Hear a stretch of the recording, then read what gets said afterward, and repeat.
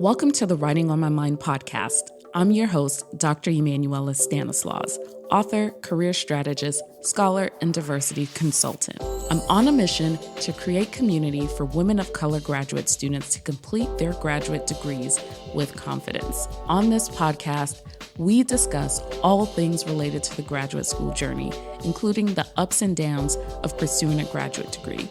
I also share personal stories and bring some friends along for revealing conversations about their graduate school journey and provide inspiration for others to level up as grad students. Hello, Dr. Emanuela Stanislaus here with another episode of the Writing on My Mind podcast. I am here with an amazing guest today. I can't wait for you all to hear from her. We have Dr. LaTanya Rease Miles, who is the Director of University Partnerships at Re-Up Education. A first-generation college graduate and former stop-out student, LT has established two successful programs for first-generation college students, one at UCLA and the other at Loyola Marymount University, both recognized as first-gen forward institutions. She regularly consults with institutions nationally concerning first-generation students and also has advised local high schools about developing programs on their campus. Finally, she established and manages a national Facebook group empowering first-generation students and is the chief strategist for the First Gen and Juice brand.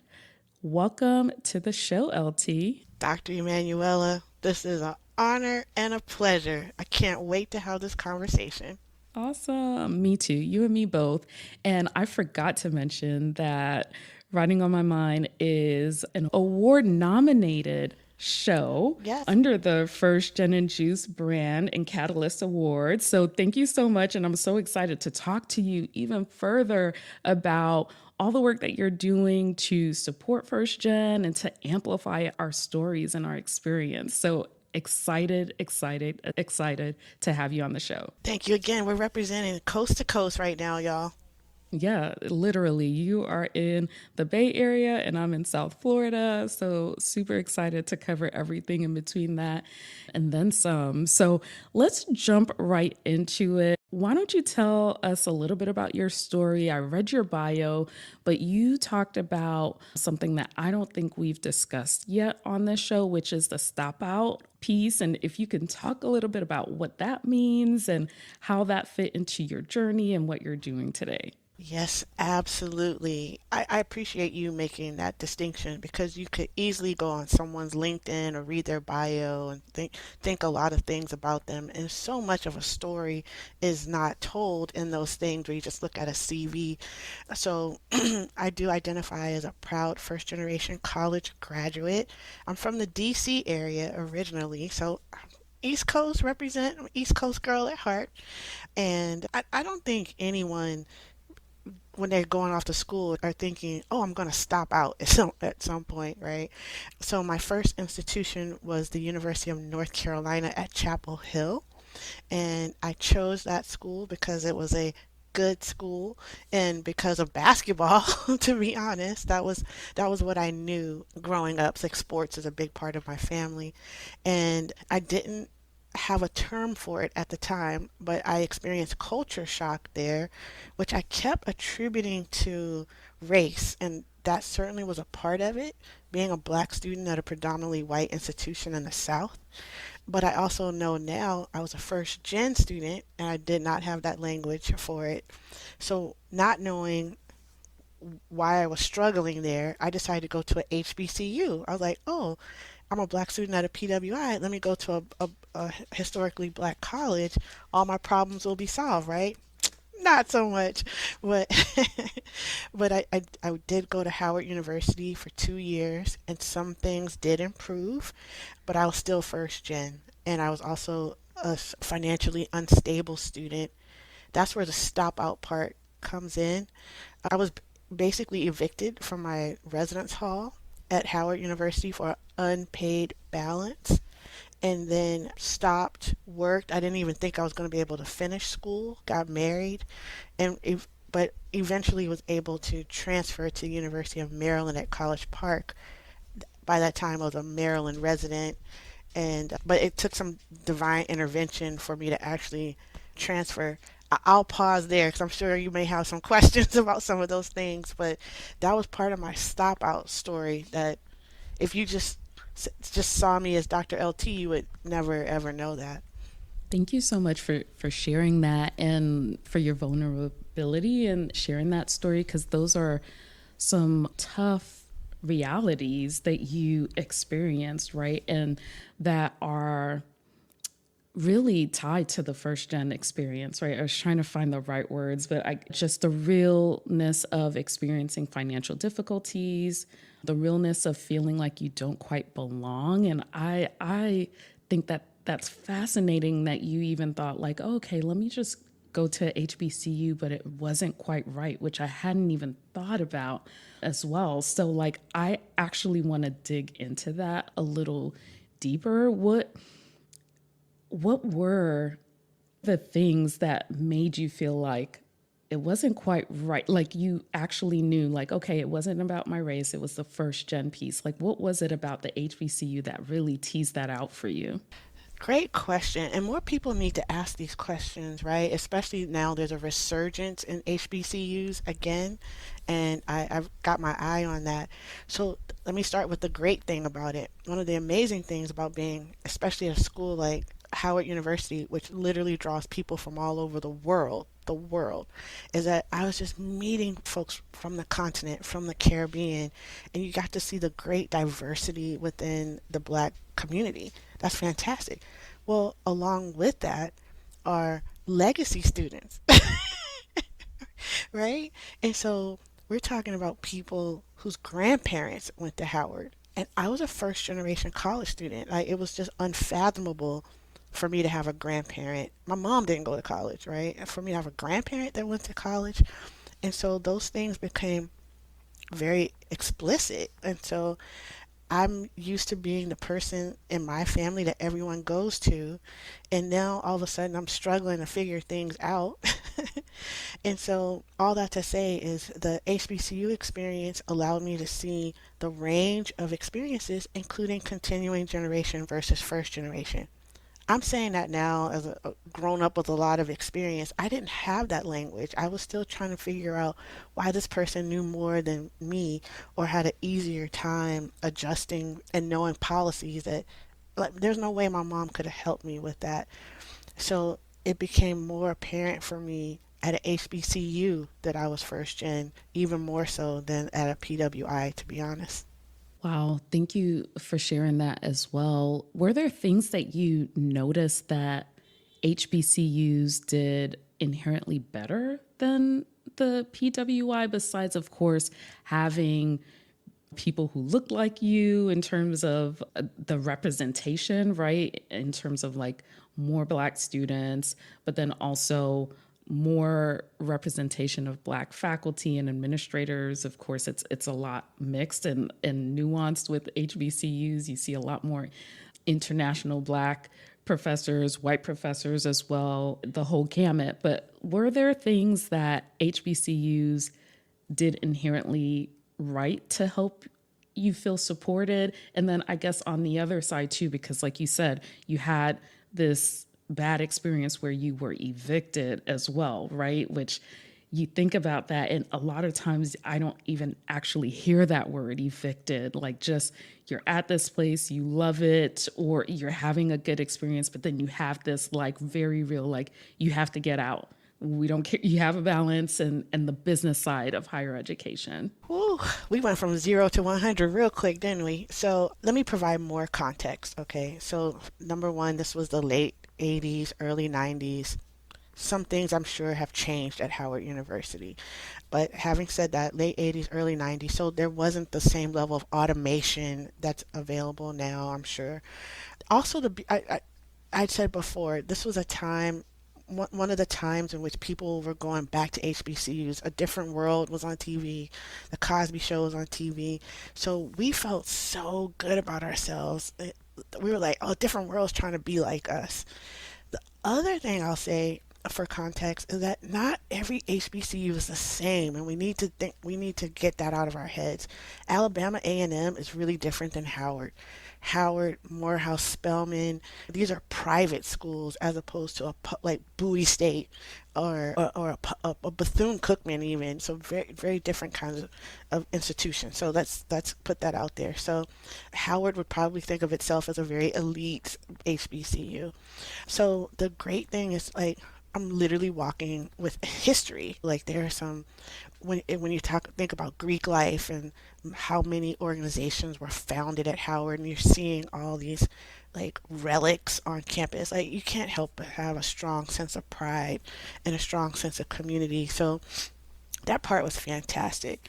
I even went to school with this guy, Sean Puffy Combs, at that time.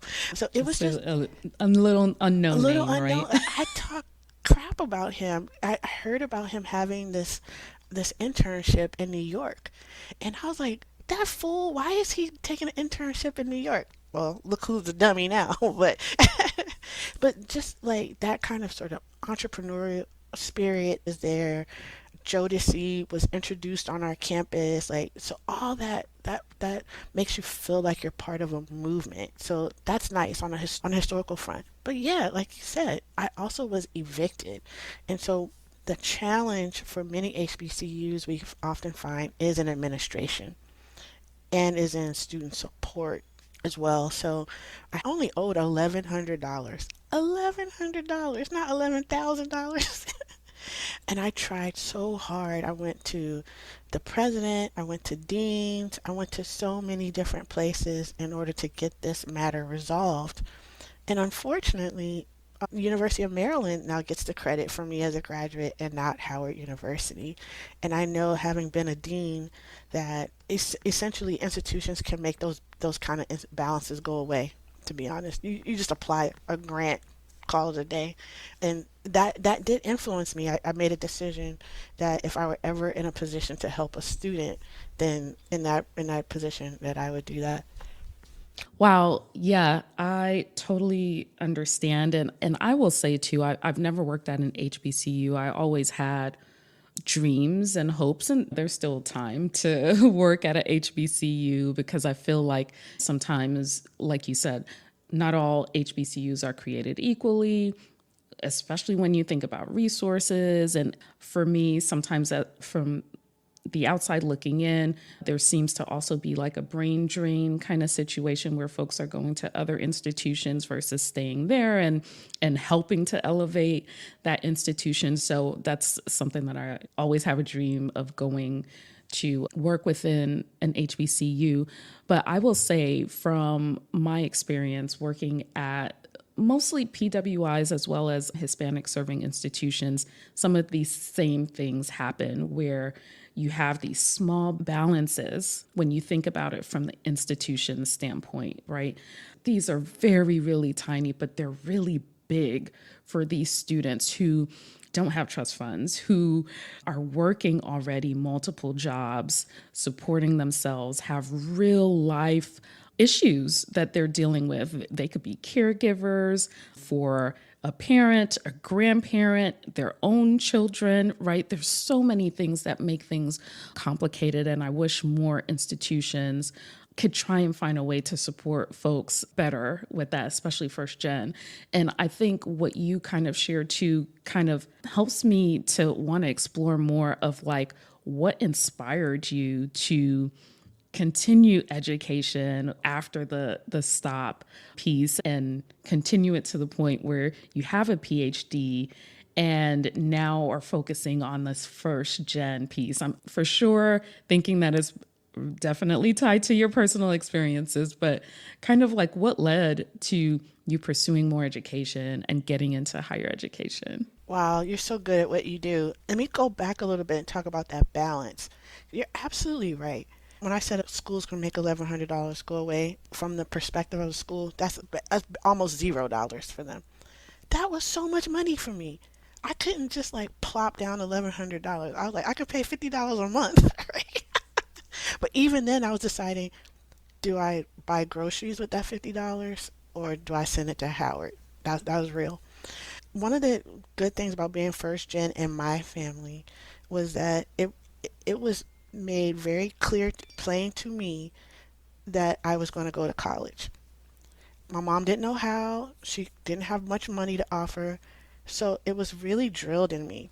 So that meant what I really didn't have another pathway. All I knew was like I'm supposed to be in college. That's all I knew.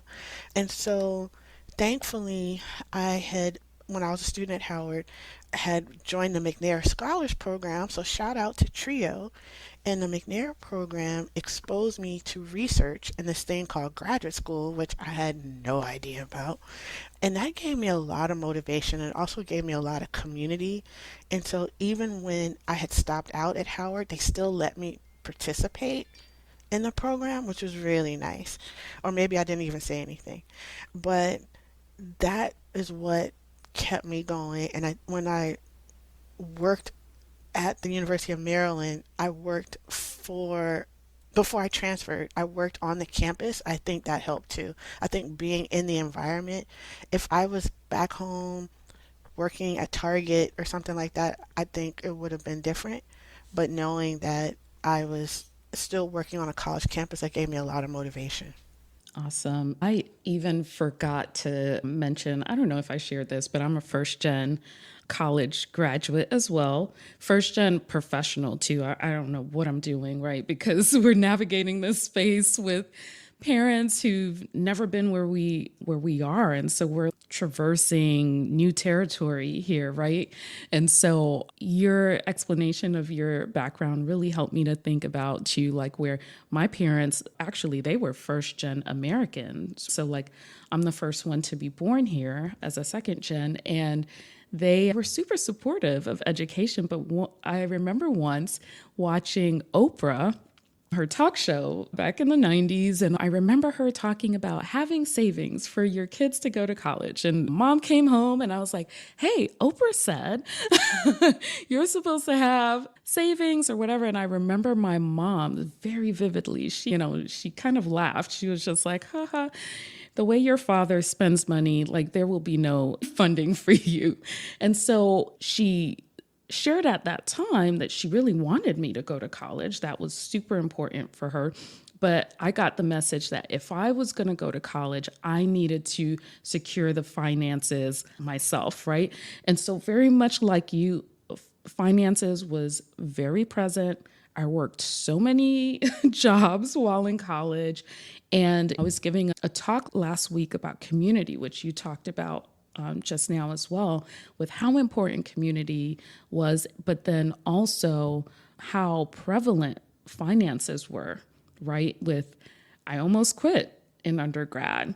I almost quit in my grad program as well, right? And finances have always just been that big thing. And so as I think about this and your background, your research, and your consulting as well, I wonder, like, from your point of view, what do you think are the most pressing needs of first gen students, and how can they themselves set themselves up for success? But then on the flip side, what should institutions be doing better as well? So I'm sorry for this like 4-part question or whatever, and I can go through that again. But I'm just curious in terms of your thoughts. What are some of those present things that first gens are experiencing, how they can set themselves up for success, and then what should institutions be doing as well? Because I don't want to let them off the hook. Got it. One of the terms that I came to know that changed my life was hidden curriculum.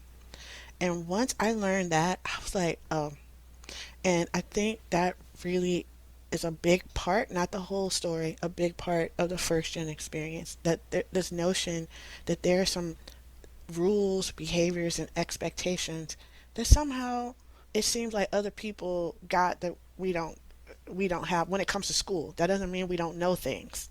I just want to stress that. But when it comes to navigating higher ed, and one of the questions is how do you learn those things? I'll give an example of this. Back when I was a freshman at UNC Chapel Hill, I was enrolled in a biology class I had no business being in whatsoever. I was not a science major. I was in a biology class and I didn't know that I could drop the class. So I stayed in it. And what was my mom going to say? My mom didn't know. And then when you couple that with also being black and working class, like the messages you often get is that you don't quit, you don't give up, you stick it out. You don't want to be that black person that gave up, right? And so I didn't have, first of all, I didn't know to ask. And that's can be a part of the hidden curriculum that other people have access to. That either you may have the confidence to go ask someone, or you may have someone on the inside that's telling you, hey, Latanya, you can drop this class. And so that's just a tiny example. Or even the way I was trying to figure out how to pay my balance and things like that. Now I'm thinking, couldn't there have been a loan that I taken out? But at the time, I just didn't know. So the flip side to that, when you ask what can institutions do, they absolutely have to be explicit about what is expected of students, what the institution is about, what the culture is. Another example I often refer to is orientation. For example, there's so much implied in what happens at orientation that is not explicit. We just think, oh, the parents and families, they know what to do. I don't know about you, but a lot of first gen students get dropped off. They don't get moved in. The parents are like, bye, right? But yet the institution thinks of orientation in a totally different way. And so all of this is to say is that we absolutely cannot blame students for not knowing the culture, not figuring out the culture, but we can on the same token take institutions to task to say, explain yourself better. What does it mean to be at a research one institution? How's it different than a liberal arts institution? We just assume that everybody knows that. So I focus a lot on what I would call unveiling the hidden curriculum, choosing a major, some things that some other people may take for granted. Us first gens often, because we just don't have that exposure, don't have. Again, I'll stress, we bring funds of knowledge to these institutions. We don't come in a deficit. We don't come in empty headed or anything like that. It's just that the things that we value often aren't valued by the institution. So real. And as you say that, you're just making me just reflect on my first moving onto campus, right? Like, yeah, you're right. I was kind of dropped off and I came so unprepared. We were living in an apartment, like on campus apartments, and I was paired with a woman from Russia. And when we walked in, just her whole setup, and I remember my mom, because it was my mom doesn't drive on the highway, and so it was one of our cousins that drove us down, and she was like, "Oh my gosh, look at how her place is all set up." And so we had to do a quick run to Walmart and everything, because now that you have the picture of what it should be or what it could be, then you know how to kick into gear, right? And so that's really what happened to me and the story of my life, really. I didn't know if you had anything to add to that. I did. Because I ended up doing some research on this, and one of the things we found is that this notion of first gen identity or awareness, I'm sorry, first gen awareness, often occurs during move-in and or orientation, because you may be transitioning from whatever bubble you are in, and oftentimes that's when you're confronted with either like new institutional rituals or your roommate for the first time, and just as you described, you're seeing, oh, that's what it is. Those are the sheets I was supposed to get. I can decorate my room. And then you're like, what is that feeling? What's going on here? Right? So that's a really common experience that really isn't teased out very, very much, to be honest. And I encourage student affairs and folks who run orientation and move in to be really thoughtful about that experience, because for some of us, we are finding out we're first gen right then.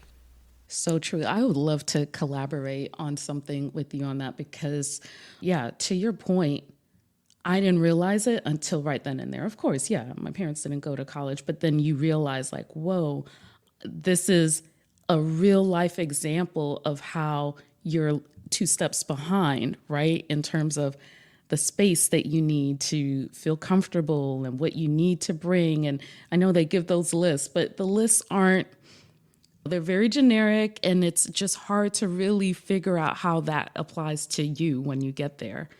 So, this is making me think about our audience who are graduate students, both on the master's level, doctoral level, like med school, and this whole notion of first gen for grad school. What are your thoughts around that? Because I know I have plenty in terms of how folks just really don't even think about first gen in terms of grad students. It's, I guess, because you made it through the undergrad experience, now you don't need additional resources or support and things like that. So, what are your thoughts around that and how institutions can better support graduate students? Oh, I got thoughts, let me tell you. Here's the thing. I made it all the way through my 6 years of undergrad not knowing I was first gen. I knew something was different. I knew something was off. I didn't have a name for it. When I got to grad school, this is what I tell people, I felt like I got socked in my face. And that's when I discovered the term first gen. Someone told me I was first gen, and so much made sense in graduate school. So I described how at Howard University I was encountering people whose grandparents were deltas and all that type of stuff. Okay, that's one thing. So another thing, you go to grad school and people are telling you that their parents have PhDs. Like, come on now. Again, my mother had not graduated from college. And now you're talking about your parents being professors and having a PhD. So for me, I went straight from the BA to the PhD. So that was one thing. So I didn't have this master's experience. I didn't have that kind of on ramp. I jumped straight from the BA to the PhD in literature. And it's really significant. Every discipline has its own sort of unique qualities. What does that mean for me? Well, I'm studying the humanities, which doesn't feel very applied whatsoever. It's very theoretical. And so I only applied to three different schools. One of them was UPenn. I was like, oh, I would go Ivy League, right? I visited the campus, hated it. I did not feel comfortable at all. And so I thought I'd go to UCLA. Once again, like UCLA was kind of like UNC Chapel Hill, good school, but a public school. So I was like, okay, I got this. I could do this. But literally across the country, I'm from DC. I'm East Coast girl. Across the country, grandma's like, there's plenty of schools right here in DC. Why you gotta go all the way to California? Grandma was not happy with that. But when we think about traditional ways of going to graduate school for a PhD, you're supposed to go to the place that has the mentors that you want. You're supposed to not worry about region. So I did all that, and for my family, it doesn't make sense. Like, Georgetown is right here. So there was that. So there was this, like, what are you doing? Part of it. We're proud of you, but we don't know what you're doing. And then I'm in this field that really thinks way too much of itself in literature, and then trying to navigate all of that away from my family. So I remember like having this moment of like, what am I doing? Am I, I had all this like crisis that happened, and that honestly, that's when it really hit me that I was first generation college, and I had the language for it, but it was more clear to me that I was first gen. So, with that in mind, right, being thousands of miles away from everyone you knew, right, your whole support system, how did you thrive and make it on the other side as a first gen in a totally different part of the country? Well, it did help that I was married, so I had my partner with me, and we're both first gen, and so he understood what I was going through as well. So that was a big part of it. And then finding community. Part of that community was with other black women, which was nice, but I was the only first gen person in that group as well. And then I guess maybe the main thing was being able to connect with undergrads who had a shared background. And I did that first as a tutor and as a mentor, and then eventually as a TA. So that was the main thing. It was basically find your people. And my people were either other black women or undergraduate students who were first gen. Yeah, and what I'm hearing from what you're saying too, and this came up in the conversation about your experience at Howard, is that I mean, that's very important, and we know it that we're not a monolith, right? The Black experience is not monolithic, and so you can engage with other Black women, but then you have other experiences. Like you said, you were the only first gen. There may be some class things playing in that space as well that will make you feel like you don't belong, even within that community. And so finding that space with some of the undergrad students to, I guess, help to support that or fill in the gaps, really. And I'll just say so that people don't feel like this is a sad song or anything like that. Yeah, there were challenges, but my mother also gifted me with creativity and with a lot of confidence. And because I hadn't seen it before, I challenged a lot of things. I questioned a lot of things too. So I owe my mother that. And so that's the people talk about like the risk factors of being first gen. The protective factors are stepping into a space and making it your own. And I think that's what I was really able to do. And I'm really thankful for my family for giving for instilling that in me. And so even though I was really nervous, I remember my first year in grad seminar and I didn't want to talk. I was so intimidated. By year three, I was like, forget that. I'm asking all kinds of questions because I realized I was intimidated at first because people knew about theorists that I had never heard of, going back to the hidden curriculum. I'd never heard of Lacan, and I can't even remember all the other ones. But at the same time, those people hadn't heard about bell hooks. They hadn't heard about the things that I was reading. And so when that clicked for me, like I know some things that they don't know, then my confidence recovered, bounced back from that. I love that. So I think I got so into what you were saying that I think we missed that piece of the question, maybe two questions ago, in terms of how first gen students can set themselves up for success. And so maybe we can explore that in terms of undergrad and both graduate first gen students as well. How can they, what steps can they take to set themselves up for success? Yeah, so I guess one thing is important to know, and I think it's been implied in this conversation, is that the first gen identity is on a long, long spectrum. And I know people who say they know that they're first gen as soon as they start school to people who work. So part of it is like when students have that awareness and that, and along with that, maybe some vocabulary to describe their experience, is being able to find and build community with others who share that same experience. So whether that's peers, like other students, or teachers, guidance counselors, or faculty and staff who also share that experience, that really will help carry folks through because what I often see happening is students thinking that their experience is an isolated individualistic one, like, oh, it's just me. And I know what it's like. Often when we're the first gen to college, we're often the first for many things, and we're usually the ones that have to figure things out and are reluctant to ask for help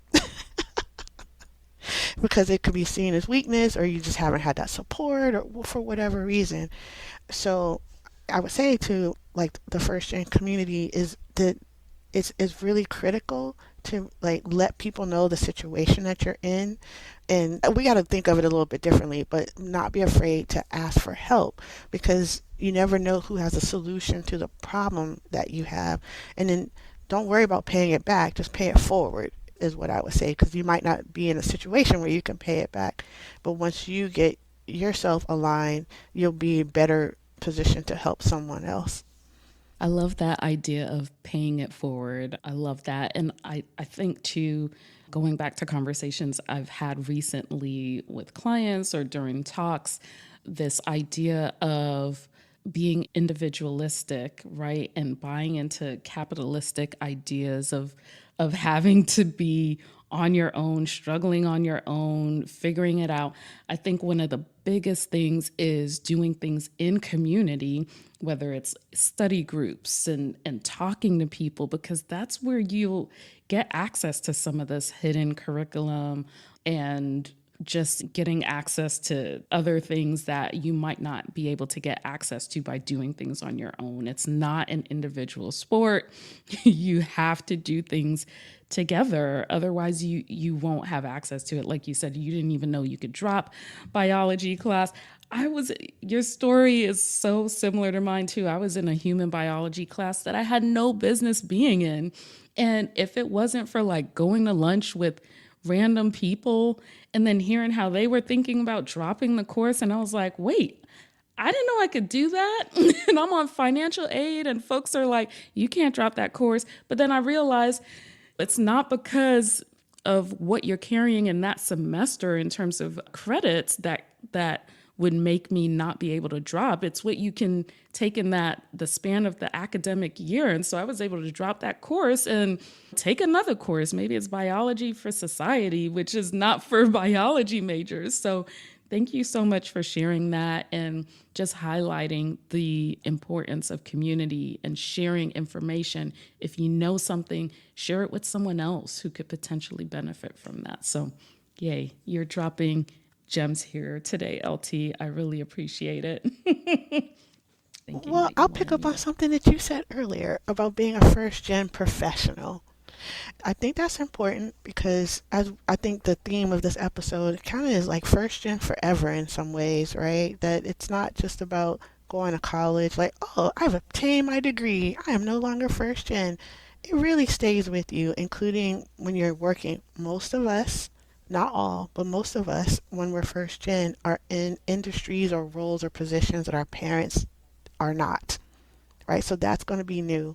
And some of our parents are looking at us like, why are you on a computer all day? You're not doing anything.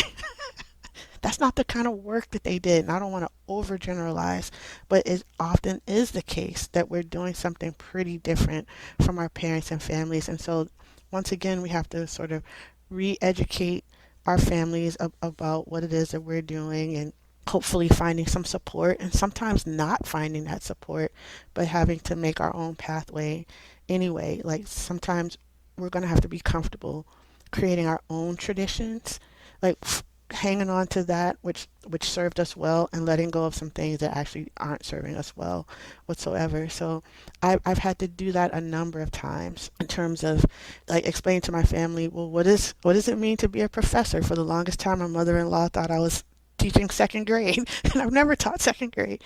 And then when I pivoted away from that, and so left the that academic life and went to administration, well, what does that mean? Like, what is a dean? Explain that to try to explain to your parents what a dean is. Can't do Can't, it. Can't do it. and then I walk away from a dean's position, and now I'm doing something that's not on a college campus whatsoever. So it's a continual thing. I personally don't see it as a burden. I see it as just an opportunity. I recognize I'm in spaces my mother and definitely not my grandmother would ever imagine. So I wear it as a badge of honor, and I think one of my purposes in life is just helping other people who are in a similar situation understand their own experience. That's what we have to do is better understand our own experience, not contrasting it with someone else whose family has been to college, but what does it mean to be first generation, knowing that there's a lot of variance within that. But we have our own experience. We don't always have to wonder why are our graduation rates different than other peers? Like, forget that. Like, what is our experience? And look, you and I have discovered we have so much in common by virtue of being first gen. And I was in one place at another decade, and you were over here going through the same thing. Yeah, so I'm honored to be able to like share these stories with others. Yeah, I love that. Not comparing our stories to other people's stories because, they're different. They're going to be different. We're different people. We're coming from different backgrounds. And I think one thing too that you kind of made me think about is our parents, grandparents, whatever that support system is, they're supporting us in different ways, right? And so it's not that they're not supporting us, although some folks might have that experience as well, but looking at it through a different lens in terms of they're supporting you the best that they know how, right? Like my mom didn't know how to help me navigate college, but she was there to encourage me to keep going, right? Or she was there to cook a good hot meal, right? When I would come home on the weekends, or nurse me to health when I wasn't feeling well. And so finding those nuggets to hold on to really help you to see that you're being supported in different ways, right? And to see value in that. So LT, thank you so much for sharing your knowledge, your experience too, which is just really helping me to just reflect on my experience and also reflect on how I can be a better support, because you go through things and sometimes you forget what you've been through, right? And what other people might be going through. So I appreciate that.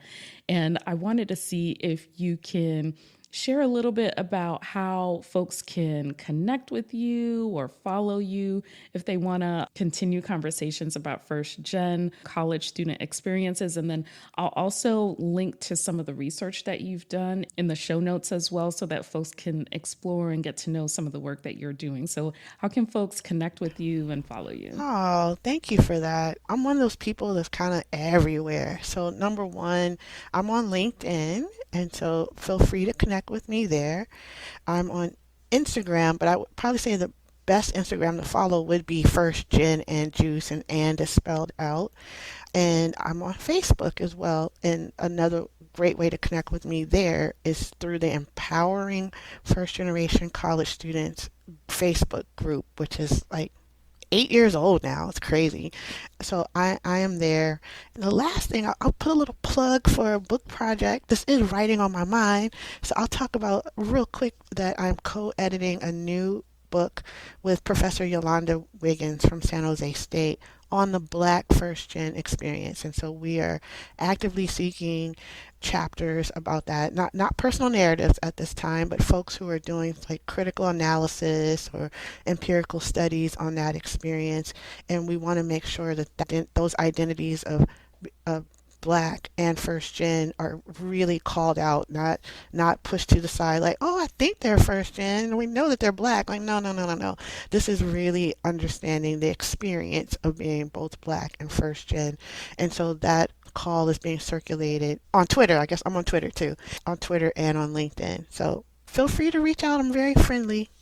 Yay. Awesome. Yeah, I think I saw that on LinkedIn as well. And I'm still contemplating because I'm trying to manage my time and my energy. But yeah, I think that is amazing to explore, and congrats on the book too. Yeah, so I'm spreading it out to my network, and we'll share it in the show notes too. When will it close? When will the call close? Oh, not till May, actually. So there's Oh, okay, plenty of yeah. time, May 15, and we're entertaining a few publishers. What a blessing. We've had publishers reach out to us, which is really, really nice. So we'll see how it all plays out. Congrats. Yes. So we'll definitely put that in the show notes too for folks to submit. And I'll put all of the links for you on LinkedIn, Twitter, Instagram. And like I said, I'll have to have you back because there's so much that we didn't even get to talk about. We were focused on, your background, but I know you've gone into the ed tech space, which is what I've also done too, the transition. It would be amazing to talk about what that looked like as a first gen professional, navigating that. And I've talked about this on this podcast too, like just the trickery that your mind plays on you as you go into this new space. Like, I know all these things, but now it's like I'm a freshman all over again trying to navigate. So, yes, I would love to have you back on here to talk a little bit about that. But this has been such an incredible conversation, and I know this will help a lot of folks. And I thank you so much for being on the show. Thank you for having me. That's a wrap. Thank you so much for listening to another episode of the Writing on My Mind podcast.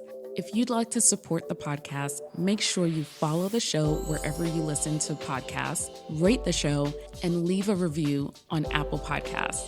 You can also donate to the show by clicking the support link in the show notes. Your donations help me to continue to put out new episodes to help support you and other women of color graduate students. I'd also love it if you can spread the word to other women of color graduate students to grow our community. Also, be sure to follow me on Instagram, TikTok, and Twitter at Dr. Emanuela. See you on the next episode.